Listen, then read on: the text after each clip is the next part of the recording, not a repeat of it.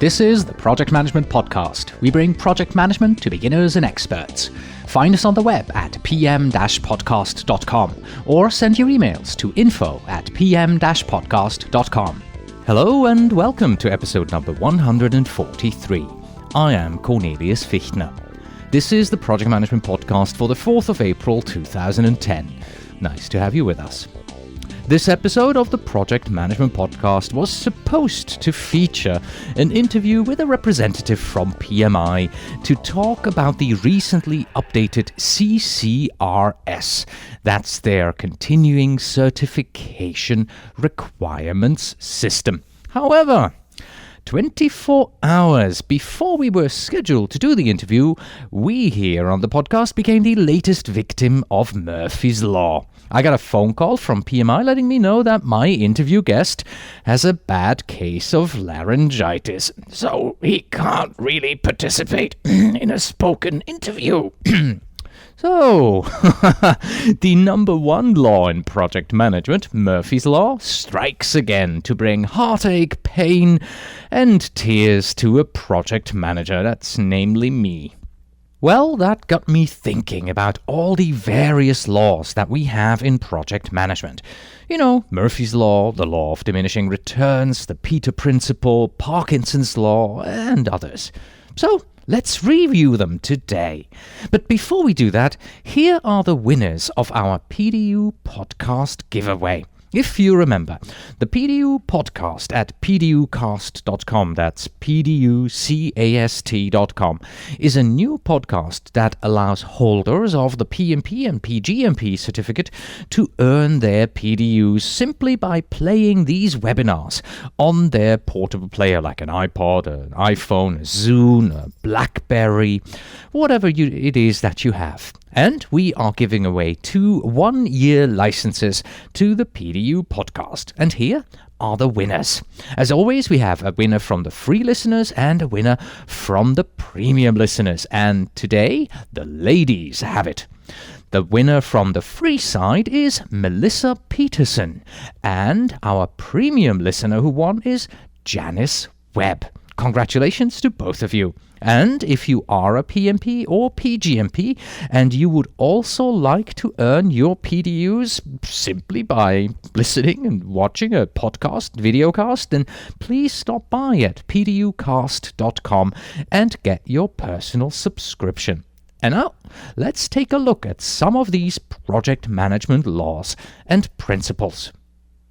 We obviously, because of the laryngitis attack, begin with Murphy's Law.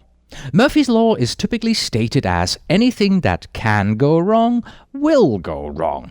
It's used as either a purely sarcastical saying that things just always go wrong, or sometimes, less frequently, it is a reflection of the mathematical idea that, given a sufficiently long time, any event which is possible, any event that has a probability that's greater than 0, will almost certainly take place. Although, in this case, the emphasis is put on the possible bad occurrences and usually not on the good stuff. So, how does this apply to project management? Well, here's a corollary of Murphy's Law and how it applies to project management. And this corollary goes like this. When working on a project, if you put away the tool that you are absolutely certain that you finished with, you will need it instantly.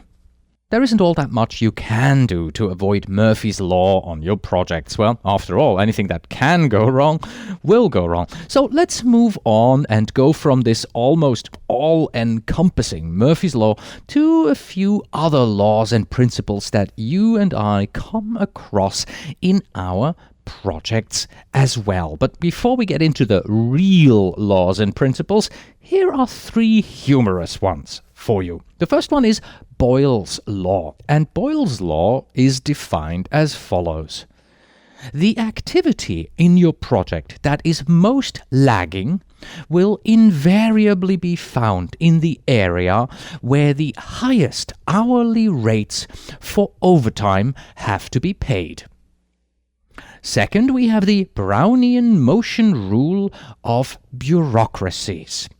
And that one states that it is impossible to distinguish from a distance whether the bureaucrats that are associated with your project are simply sitting on their hands or whether they are frantically trying to cover their asses. And the third humorous one here is the law of computer programming. Adding manpower to late software projects will only make it later. And we'll come back to this law later in the program when we talk about Brooks' law. But now let's move on to something serious, the Peter Principle. The Peter Principle is the principle that states that in a hierarchy, every employee tends to rise to his or her level of incompetence. It was originally formulated by Dr. Lawrence J. Peter and Raymond Hull in their 1969 book, The Peter Principle. It was a humorous treatise which also introduced the salutary science of hierarchology. Go and look that one up. The principle says that in a hierarchy, members are promoted so long as they perform their work competently.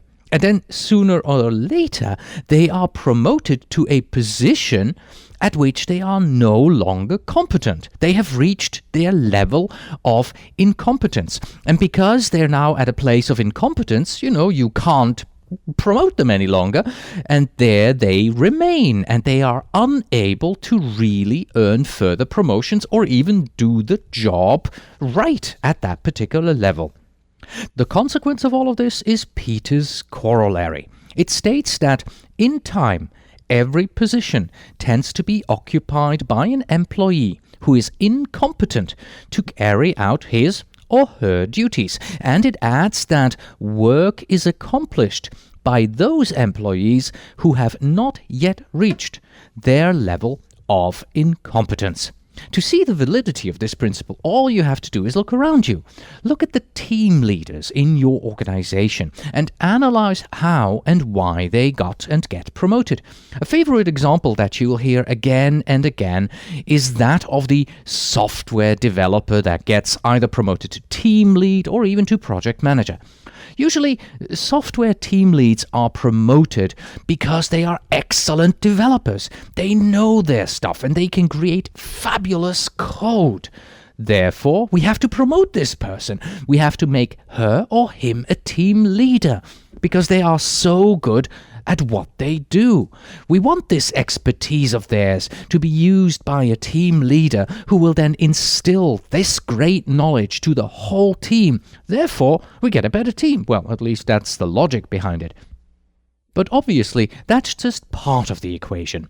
Because as a team leader, you also have to deal with budgets, salaries, vacation, team conflicts, etc., etc., etc. And more often than not, a team leader who was promoted solely because they are so good at their job is a victim of the Peter Principle. We have just promoted them to a position in which they are completely incompetent. So keep this in mind when, within your project, you move people from their normal positions to more leading positions and you give them a promotion. We are moving on to the Pareto Principle. The Pareto Principle is also known as the 80-20 rule. It states that for many events, roughly 80% of the effects come from 20% of the causes. Business management thinker Joseph Juran suggested the principle, and he named it after the Italian economist Vilfredo Pareto, who observed in 1906 that about 80% of the land in Italy was owned by just about 20% of the population. He developed the principle by observing that 20% of the pea pods in his garden also contained 80% of the peas. It is also a common rule of thumb in business that roughly 80% of your sales come from about 20% of your clients. If you look at this from a mathematical point of view, Mathematically speaking, where something is shared among a sufficiently large set of participants, there is going to be a number. Let's call this K, this number, which is between 50 and 100. So you have, K percent. And K percent is taken by a percentage of the participants. K may vary from 50% if you have an exactly equal distribution to nearly 100%, where you have a tiny number of your customers that account for almost all of the sales. There's really nothing special about the number 80% mathematically, but many real systems have this number K somewhere around this region of balance in distribution. For a project manager, this principle can be applied in many ways. 20% of your sponsors will require 80% of your time. 80% of the work on your project will be done by 20% of your team members.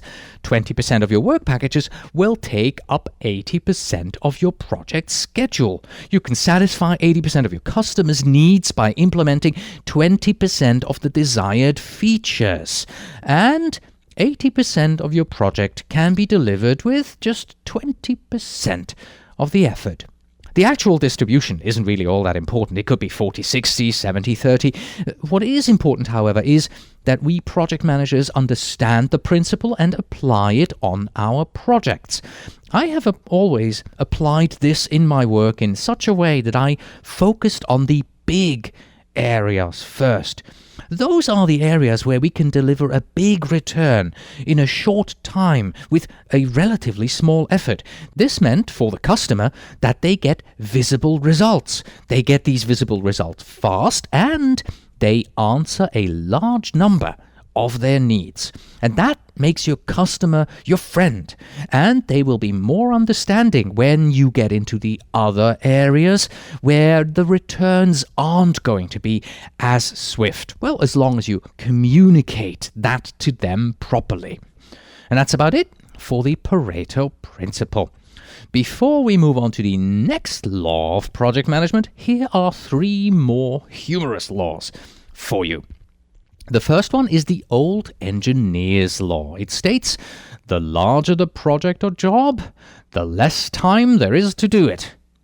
Then we have Gordon's first law, and Gordon says that if a research project is not worth doing, well, then it's not worth doing well. That's almost philosophical.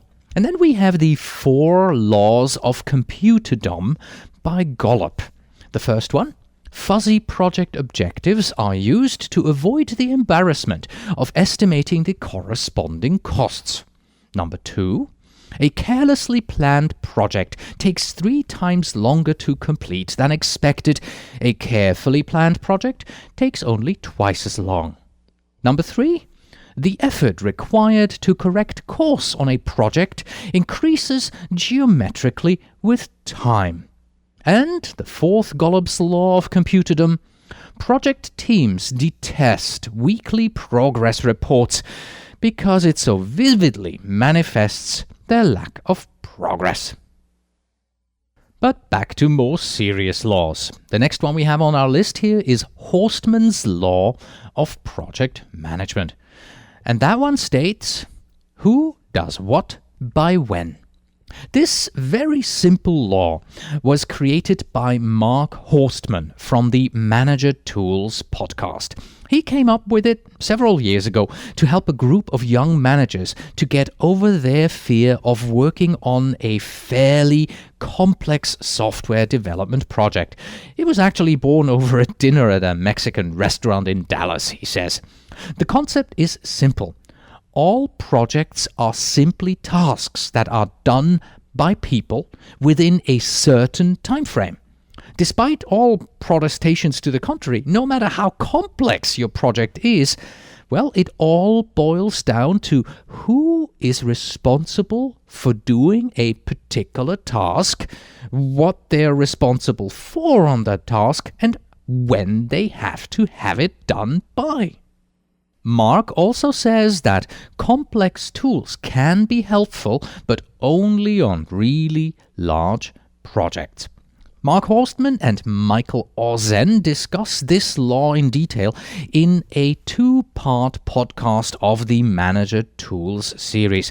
You can listen to it, and they really go deep into this. But it really boils down to Horstman's very simple law of project management, which is who does what by when. Let's move on, and I have 2 additional humorous laws for you. The first one here is Klipstein's law, which states, if a project requires X number of components, there will be X minus 1 units of that particular component available to you.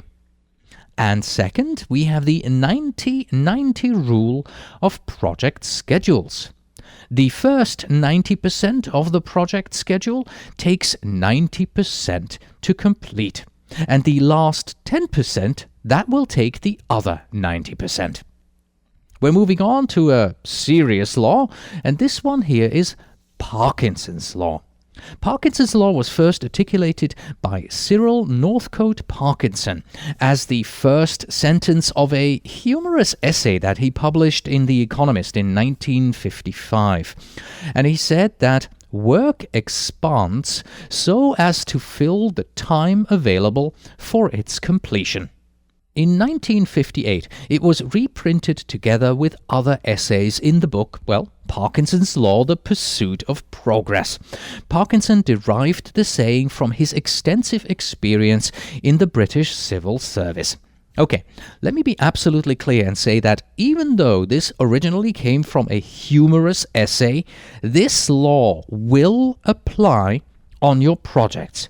Do the following. Tomorrow, call one of your team members into your office and talk to them about a new task that they will have to do. Explain it to them, then send them away and ask them to come back and give you their time estimate.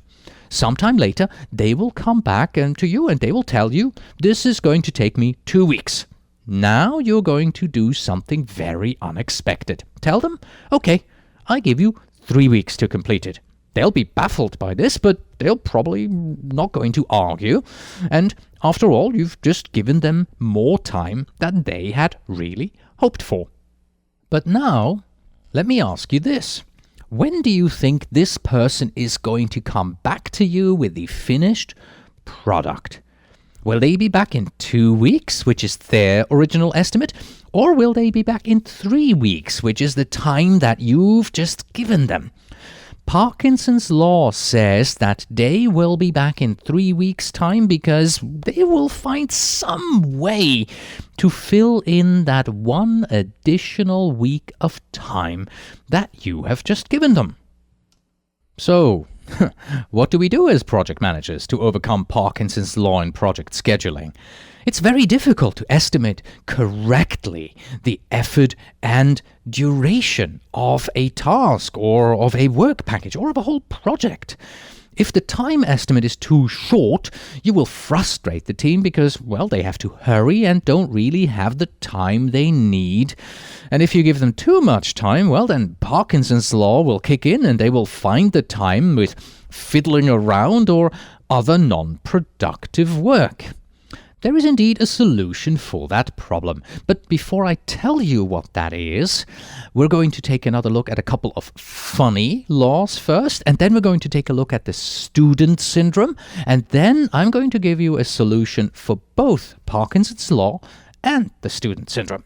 So, here are the 2 funny ones. The first one is Q's law, and Q's law states, no matter what stage of completion one reaches in a North Sea oil field project, the cost of the remainder of the project will always remain the same.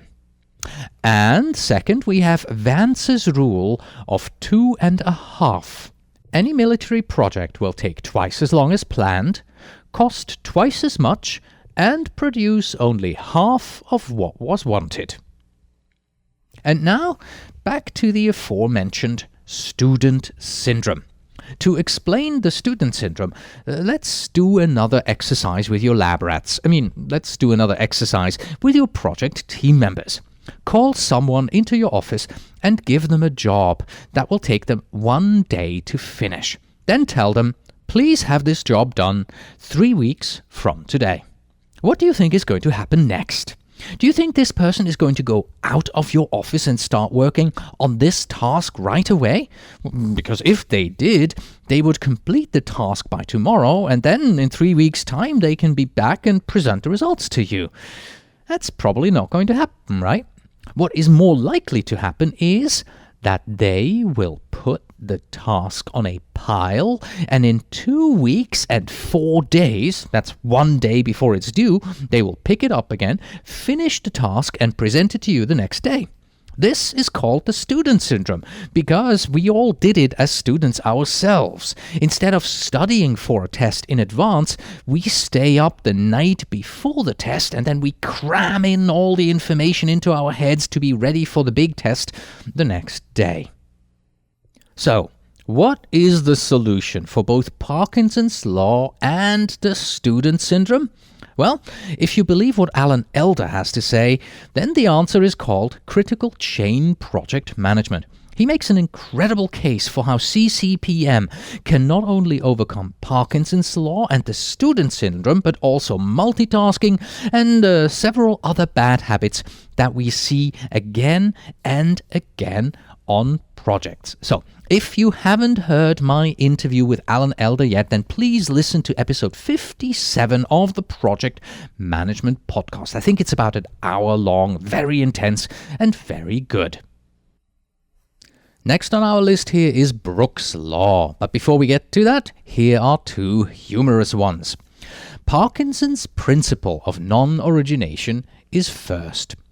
It is the essence of a project manager to persuade the project sponsors that it was them who suggested the project in the first place, and that you, the project manager, were a belated convert, agreeing only reluctantly to all that they had proposed. And the second one is the theory of the International Society of Philosophic Engineering. If only one bid can be secured for any project, then the price will be unreasonable. All right, we're moving on to Brooks' Law. Brooks' Law states that adding manpower to a late software project will only make it later. This law is named after Fred Brooks. He is the author of the well-known project management book, The Mythical Man Month. According to Brooks himself, the law is an outrageous oversimplification, but it captures the general rule. Brooks points out 2 main factors that explain why it works this way. First, it takes some time for the people that are added to a project to become productive. Brooks calls this the ramp-up time. Software projects are complex engineering endeavors, and new workers on the project must first become educated about the work that has preceded them. This education requires diverting the other resources that are already working on the project temporarily to train them, and that will diminish their productivity while the new workers are not yet contributing meaningfully to the project. Each new worker will also need to be integrated with the team. They must educate a new worker in their area of expertise and the code base, day after day. In addition to reducing the contribution of the experienced workers, well, because of the need to train the inexperienced one, the new workers may even have negative contributions. For example, if they introduce bugs that move the project further away from being complete. So that's the first reason. And the second reason is that communication overheads increase as the number of people increases. The number of different communication channels increases along with the square of the number of people, and everyone working on the same task needs to be kept in sync. So as more and more people are added, they spend more and more time trying to figure out what everyone else is doing and talking to each other. Brooks' law is often cited to justify why projects keep being late, despite management's best efforts to add more people and try to finish off this project. However, there are some key points in Brooks' law that allow exceptions and open the door for possible solutions if your project is late. The first point is to note that Brooks' law often applies to projects that are already late. Projects can be brought back into or kept in control if the additional people are added earlier in the process. It's also important to determine if the project is really late or if simply the schedule was originally overly optimistic and aggressive. Too aggressive scheduling accounts for a large number of late projects. Correcting the schedule is usually the best way to have a meaningful and reliable time frame for the completion of your project. Second, the quantity and quality and the role of the people that you are adding to the project must also be taken into consideration. One simple way to circumvent the law on an overrun project is to add more people than needed in such a way that the extra capacity compensates the training and communication overhead. Expert programmers and specialists can be added with less overhead for training. So in other words, if you think that, well, we need one more fantastic developer on this project to finish it off, put 3 on. People with other qualifications can also be added to do other tasks related with the project. For example, quality assurance or documentation, given that the task is clear and that your ramp-up time is minimized. Hand this time to specialists in that particular area.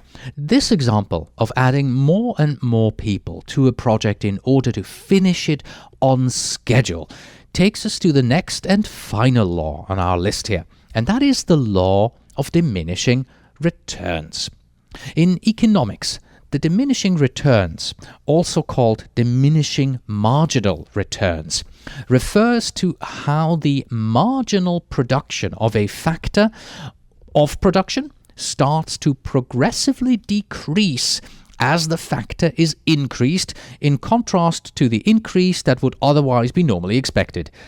Okay, what does this mean in real life and real project terms? Well, let's assume a project in which you are building 50 swimming pools at a fixed cost of $50,000.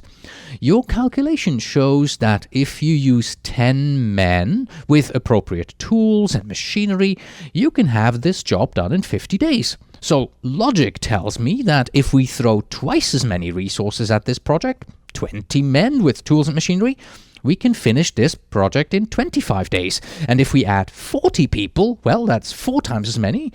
It would only take 12.5 days, etc., etc., etc. I mean, if you throw 1,000 people at this, you should be done by tomorrow, or even sooner. Well, that's logic for you. It really doesn't work this way. That's where the law of diminishing returns kicks in.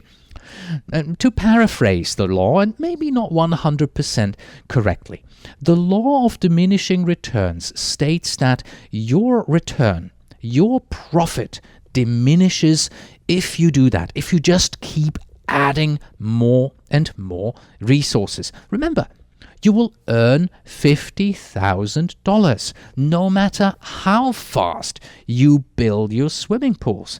With every 10 more men that you add to this project, you increase your overhead cost. You have to pay more labor cost, your insurance goes up, you need to buy additional tools, rent more machinery, etc., etc., etc. The trick here is to find the sweet spot and add exactly as many men, tools and machines to the project so that you can finish it in such a way that you don't actually diminish your returns. That's why project management is an art and not a perfect science. And that was our review of various project management laws and principles. Some humorous, some not. Did I miss any important laws? What do you think? If I did, please go to our website and then add them as a comment. In fact, let's do this. That's going to be our question of the week. Did Cornelius miss any important project management laws and principles? Could be humorous ones, could be serious ones. That's it for today. Thank you very much for listening. Do you use Facebook? Well, so does the Project Management Podcast. We have a Facebook fan page at facebook.com/PM Podcast. Please feel free to join and let all your friends know about how much you value the show. As always, you can find us on the web at pm-podcast.com. If you are a project manager who wants to become a PMP, then the easiest way to do so is with our sister podcast, the PM Prepcast, and study for the exam by watching over 38 hours of video training from pmprepcast.com. Please send your emails to info@pm-podcast.com, and when you write, please tell me where in the world you are writing from. And finally, we have this, and in keeping with today's theme, we are looking at Spark's 10 rules for project managers. Number 10, give all orders verbally. Never write anything down that might go into a file. Number 9, always keep the office door closed. This puts visitors on the defensive and also makes it look as if you are always in an important conference. Number 9, walk at a fast pace when you are out of the office. This keeps questions from subordinates and superiors at a minimum. Number 7, obtain a brilliant assignment, but keep it out of sight and out of the limelight. Number 6, if a subordinate asks you a pertinent question, look at him as if he had lost his senses. When he looks down, paraphrase the question back at him. Number 5, listen intently while others are arguing a problem. Pounce on a trivial statement and bury them with it. Number 4, don't engage in arguments, but if cornered, ask an irrelevant question and lean back with a satisfied grin while your opponent tries to figure out what's going on. Then quickly change the subject. Number 3, speak with authority. However, only expound on the obvious and proven facts. Number 2, attempt to be seen with important people. And number 1, strive to look tremendously important. Until next time.